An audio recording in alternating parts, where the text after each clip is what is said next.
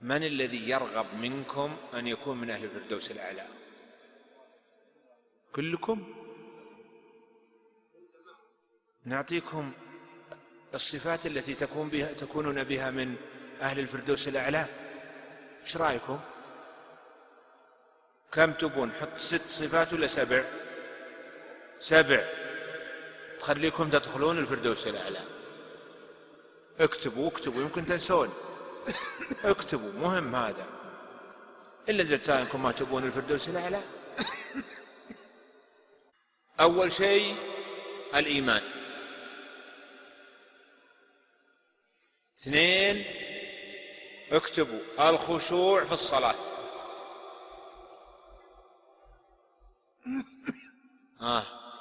ايش رايكم في الصفة الثانية؟ أنتم من أهلها؟ خشوع في الصلاة. ايش يعني خشوع في الصلاة؟ تأديها بطمأنينة وتتفكر في معاني ما تقرأ. ايش معنى سبحان الله، سبحان ربي العظيم، سبحان ربي الأعلى، الله أكبر، وتؤديها على وفق على طريقة النبي صلى الله عليه وسلم في الصلاة. سهلة الثانية. طيب الثالثة الإعراض عن اللغو والكلام الذي لا فائدة فيه والأعمال التي لا فائدة فيها. أي كلمة ما لك فائدة فيها لا دنيا ولا آخرة اتركها عشان تكون من أهل الفردوس الأعلى. كلام في فلان أو فلان، أو الحديث فيما لا ينفع، أو الألعاب اللي يلعبها الإنسان يتركها، هذا لغو. عرفنا الخصلة الثالثة. الرابعة أداء الزكاة للي عنده مال تجب فيه الزكاة. الصفة الخامسة حفظ الفرج. تنتبه، فرجك.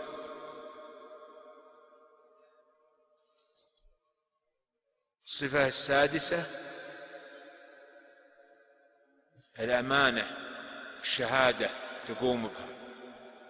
أي شيء تؤتمن عليه، عملك أمانة، دراستك أمانة، إذا وصيت بشيء هذا أمانة، إذا استحفظك إنسان شيء أمانة. الخصلة السابعة وهي الأخيرة المحافظة على أداء الصلوات، فجر، الظهر، العصر، المغرب، العشاء.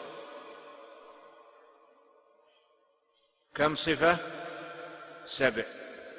يقول الله عز وجل: قد أفلح المؤمنون الذين هم في صلاتهم خاشعون والذين هم عن اللغو معرضون والذين هم للزكاة فاعلون والذين هم لفروجهم حافظون إلا على أزواجهم أو ما ملكت أيمانهم فإنهم غير ملومين فمن ابتغى وراء ذلك فأولئك هم العادون والذين هم لأماناتهم إيش؟